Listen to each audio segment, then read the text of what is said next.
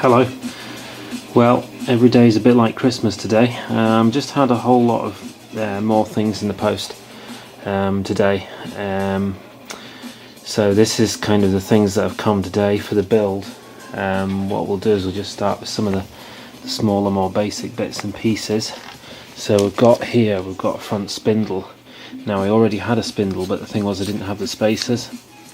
I was missing both spacers, that one and that one, so I wanted to buy the spacers on their own, but I couldn't get them, so I ended up buying a spindle with spacers.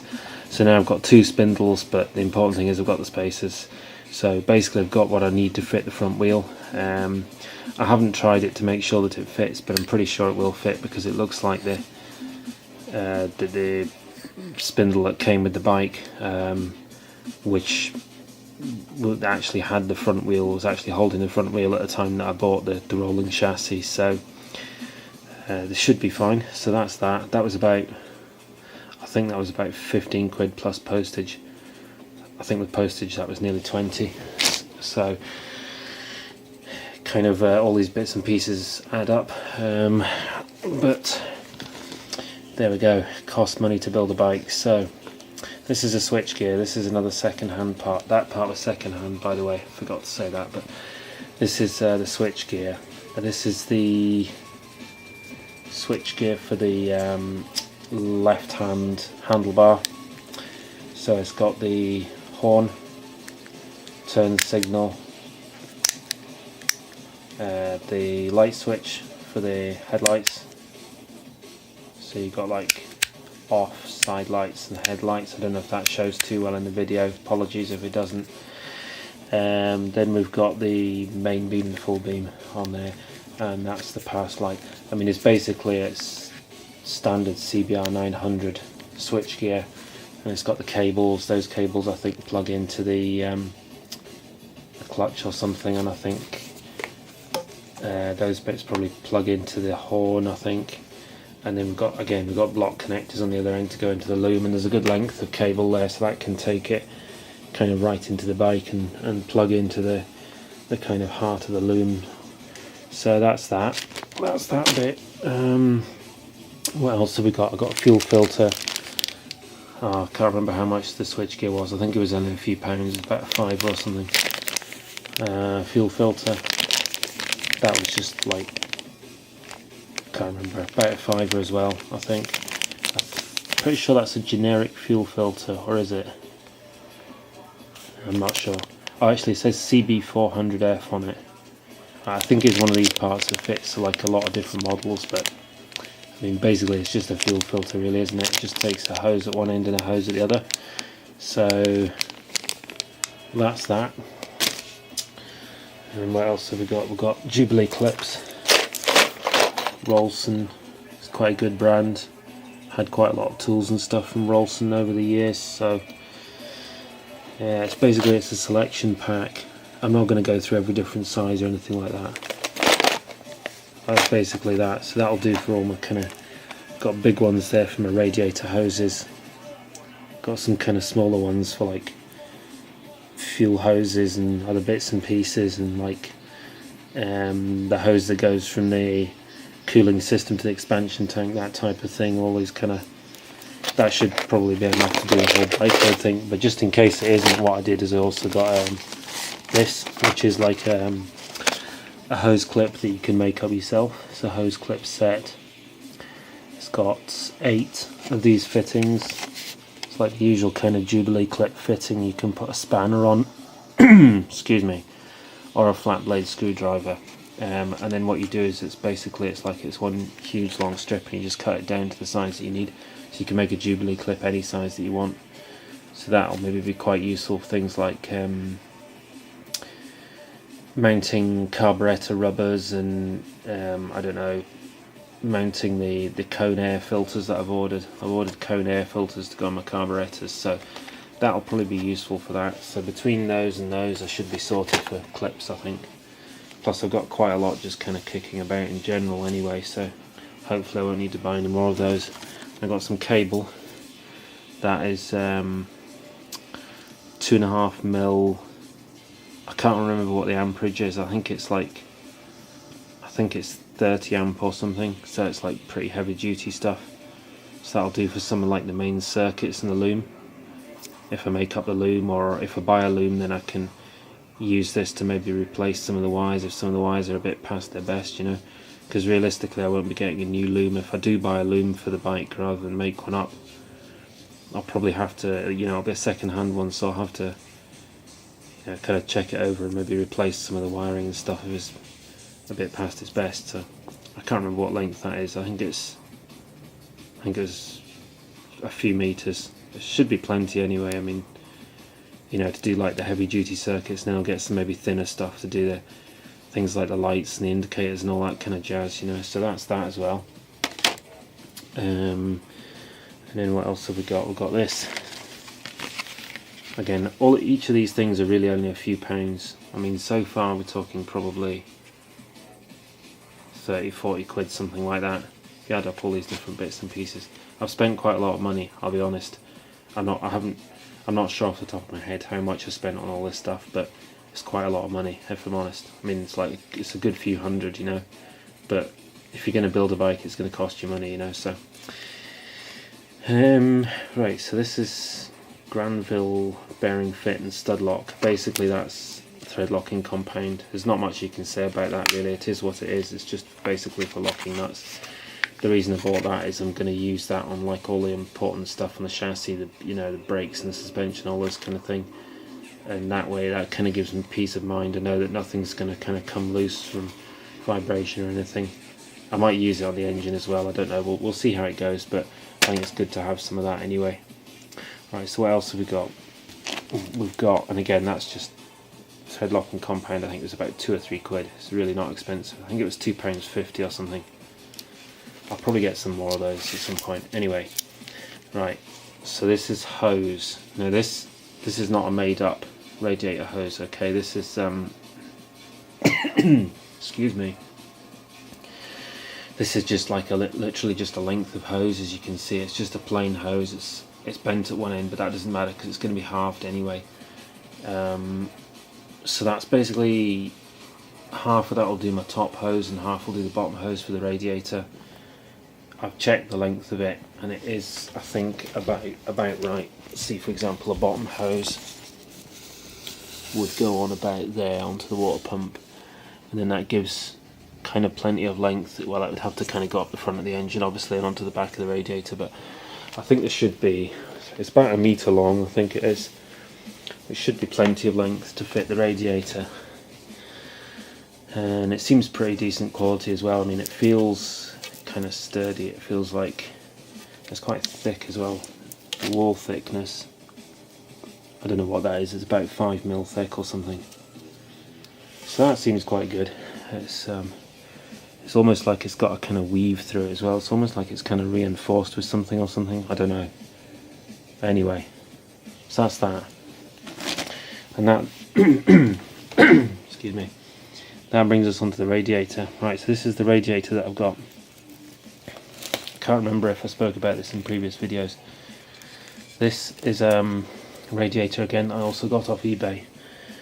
Now it was £45, and it's not actually, the reason I bought it basically is because it's good value, okay, because it's 45 quid, and most radiators for the Fireblade for the CBR900 were close to £100. It's basically about half the price of the other radiators on eBay. Now, it's brand new, it's absolutely brand new, okay? It's not original, it's not a Honda part, obviously. It's made by a company called Alloy Works Australia. Now, the only slight problem with it is it's not made for a CBR900RR. It's actually made for CBR1100 XX Blackbird, okay? So, it's not actually designed to fit on the CBR, so what I'm going to have to do is I'm going to have to be a bit creative with the hoses. But the thing is, I'm going to have to make these hoses up with corner joints and stuff anyway, so it's not going to matter too much, to be honest. I'll just have to basically make the hoses to fit. So you see you've got the bottom hose will go on there, top hose on there excuse me. Then we've got radiator cap, and you've got the two like overflow expansion hoses. I can't think of the right name for these, but so one of those I think is like just basically goes out, just put a rubber hose on it, goes out the bottom of the bike, and then if the system kind of boils over, it doesn't blow anything off, it just kind of blows some steam off here, you know. And then I think that one goes to the expansion tank, but again I'll have to double check this with the Haynes manual to make sure that I'm doing this right, because obviously I need my cooling system to be done up right. And then noticed that there's a bit at the top there, and I was wondering what that was, and then I realised it's for where the fan goes, and of course I haven't got a fan, so I'll need to get a fan. And these bits here, this will be where the fan attaches, so that's fine. So I'll have to get a fan for a Honda Blackbird, so I might get a second-hand fan. I don't know, we'll see. But anyway, these are the mounting points to hang the radiator from the chassis. Now again, the problem is because it's not for a Fireblade, they're actually kind of in the wrong place. So like the ones on the Fireblade chassis are much closer together, they're about there and there, so there's like a couple of inches, maybe 2 or 3 inches between the chassis brackets and those. So I think what I might do is, I was debating possibly cutting these off and welding them on. Could maybe cut these off and weld them on along here, but to be honest, because it's a brand new radiator and it's really nice, I mean it is a nice looking radiator, as you can see. Again, I don't know quite what it looks like in the video, but kind of in the flesh it looks really good. It's like bright aluminium, so it's all made of aluminium. It's got really nice quality welding, well, pretty nice quality welding. It's like really neat welding. It's not like the kind of welding that you get on like on, you know, manufactured kind of, like for example a Fireblade chassis. If you look at the welding on that, obviously it does the job, but it's kind of not tidy, whereas this is really quite nice welding. It's really quite smart. So the quality of this is really nice, so I'm kind of reluctant to go and chop these bits off and re-weld them myself, because I think it'll kind of spoil the radiator a bit. So I think what I'm thinking I might do is I might get like just like a steel rod or an aluminium rod that's long enough to go right through both brackets. Oops. Okay, so an aluminium rod that goes all the way from there, that one to that one, through the mountings on the Fireblade chassis. Okay, and then what I could do is just use a tap to cut a thread. Forget, maybe, I don't know, say 4mm thick steel or aluminium rod. Just cut a thread on it and just put a nut on either end of the mountings on the Fireblade chassis just to hold it in place so it can't move side to side. And then just do the same thing here, just put like a washer on each side and just a nut. And I could maybe get some rubber radiator mounts. I mean, radiators are usually mounted with rubber, so maybe put like a rubber mount in there, and then a washer, and then a nut on the threaded end of the steel rod, something like that, and possibly rubber mounts inside the mountings in the Fireblade chassis as well. I don't know exactly, but something along those lines. That's kind of what I'm thinking of. And that'll basically hang the radiator from the underneath of the Fireblade chassis in the normal kind of place, just behind the forks, sort of in front of the engine. The actual size of the radiator is about right, although it's not intended for a Fireblade. If you hold it up to the front of the motor like that, you can see it's about an inch wider at each side, which is just about right. It's just about what you'd expect a radiator to be for a bike. So that will kind of like hang under the chassis around about there, just in front excuse me, just in front of the exhaust pipes. So obviously it's got to be far enough away from the engine to clear the exhaust, but not too far forward that it's going to scrape on the wheel. But I think that should be fine. I mean, obviously it's kind of, like I say, it's not intended for the model, so ideally it would have been nice to have an actual Fireblade radiator that just bolted straight on, but I think I'll make it work okay. It should be fine. I'm not too worried about that. Touch wood. What I might do at this stage actually is check that the hose that I've got actually fits on these unions. So that's 2.5. It's 2.5 inches, I think. No, wait a minute, what is it? 25mm. Well, I can't actually push that on by hand just now, just with one hand while I'm holding the camera, but I'm pretty sure that'll go on. It looks about right size. I think it's probably just a little bit of a stretch. So that'll go on there and just fit it on the Jubilee clip. So that's fine. So I think it'll all go together fine by the look of it. But I do have to say, I do really like the quality of this radiator. I'm very pleased with that. It does look very nice, and I think as I'm making it a street fighter bike, the fact that it's a nice looking radiator and it's got nice kind of bright aluminium, that's kind of a plus as well. So anyway, so that's that. So that's that one. And then the other thing that's come today is the petrol tank.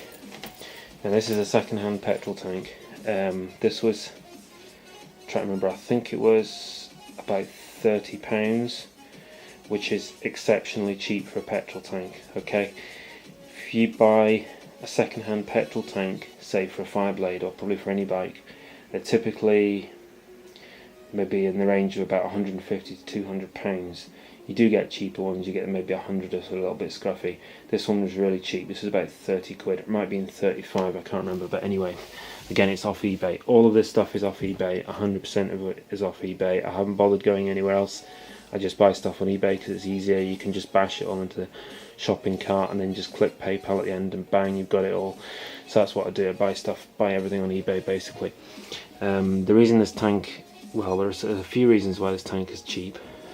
Probably. It's got a dent.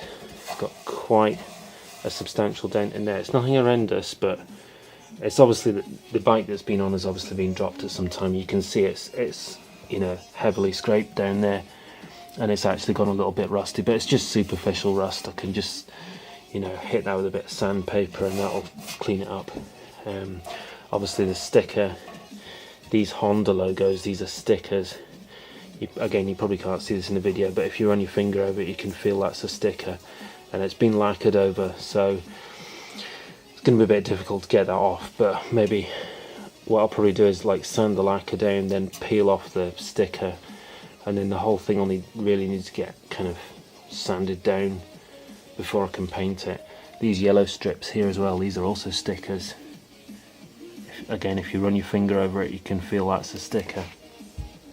So they'll need to come off because I'm not wanting like a yellow tank with white stickers, apart from the fact that that it's kind of scruffy and dirty and dented and it needs to clean up. So I haven't decided what I'm going to do with that. Ideally what would be nice is if I could somehow get something on the inside and kind of lever it out and pop it out, but to be honest I'm not sure if we can do that with the petrol tank. So what I might end up doing is just maybe get a bit of David's P40. I'm pretty sure I've got some David's P40 already somewhere, and just fill it in and then just sand it flush and just get it as you know, get it to look as good as I can. So that's that. The other side's not too bad. The other side's pretty straight. Now obviously this is not the right tank to go on the chassis, so again I'm gonna have to be a bit creative getting this to go on. This tank is actually for Honda CBR900RR Fireblade, the Fireblade that we're making around the year 2000. So it's not going to bolt. It's not going to be a direct fit to my tank, to my chassis. Sorry. See, it's got that kind of like kink on the underneath, which I think on the 929 there were like air intakes for like went into the airbox, and they kind of like went out from underneath the tank and over the top of the chassis kind of thing. So it's not really going to be a proper fit for my chassis, but I'll get it to go on somehow. Again, I'll just, you know, I'll either have to modify the mountings or I don't know, somehow I'll get it to go on. I don't think it's going to be that big a deal really. Single bolt hole at the back. I'm not sure how many bolt holes there are on my chassis. Again, I might maybe just need to drill a hole in the chassis and put a bolt through it and maybe put a washer over it. That's a really huge hole. I think that must be rubber mounted actually, because I don't think you're meant to use like a bloody M10 bolt or anything like that. So I'm guessing you probably rubber mount that. And the same with these are pretty big. I mean, that would take like an M8 bolt or something. and I don't think you normally, in fact actually, yeah, now I think about it, tanks are usually rubber mounted, certainly at the front, so I need to get some rubber mountings for it. And the other thing that I need is, as you can see, the fuel cap's missing, fuel filler cap. This is quite dirty in here, that'll need to get a clean out, and then I'll get a cap for it and fit that. I think it's got screw holes here, so it looks like it'll just screw in with some little Allen bolts or something, and that's a drain hole, I think, for if you overfill it with petrol. So that's that. So it's going to be honest, it's going to be quite a lot of work even just on the tank. You know, by the time I've sanded it, got the stickers off, filled it, sanded the filler, painted it, fitted the cap, so you know what I mean, it's like a day's work just to get the tank into a state that I can actually use it. In fact, it's going to be even more than that, because if you look underneath the tank, there's a damn great hole in it. Now that will be for the fuel pump, because the 929 Fireblade is fuel injected, it doesn't use carburetors, and I imagine it's got some like big funky kind of all singing all dancing fuel pump. So what I'm going to do with that, I'm not really sure. I mean, basically my options are either buy a 929 fuel pump and fit that, which I guess I could do, I could get a second hand one, I'm sure, or alternatively what I could do is I could just weld that up and then just like run pipes from these holes into the fuel pump that I've got, because I got a little fuel pump, remember I showed that the other day, but obviously the fuel pump that I've got is generic. See, that's the fuel pump I've got, and obviously there's no way that's intended to fit in there, so I think probably the cheapest option will just be get some sheet steel and just weld it in there, weld it over, and obviously it'll need to be, you know, welded sufficiently well to hold the petrol. I don't know, we'll see. I have to think about that. Alternatively, I might just do it the easy way and just buy a 99 fuel pump and have done with it. And that fuel pump, I'm sure I'll have a use for that at some point in the future. But so that's that. So that's basically all the stuff that I've got today. So I've got I've got a lot of work to do. There's a lot to do really. I've still to sort the engine, sort the chassis, sort the tank. Still got quite a lot of bits to get, the exhaust, the carburetors, and then once everything's kind of cleaned and ready to go, then it's all got to be assembled. So we're talking about probably 2, 3, 4, 5 months of work, just doing a bit on the weekends each weekend. So until I get all this together, but as long as I've got it together for next spring, I'll be happy with that. So I'm going to shut up now, but thanks for watching.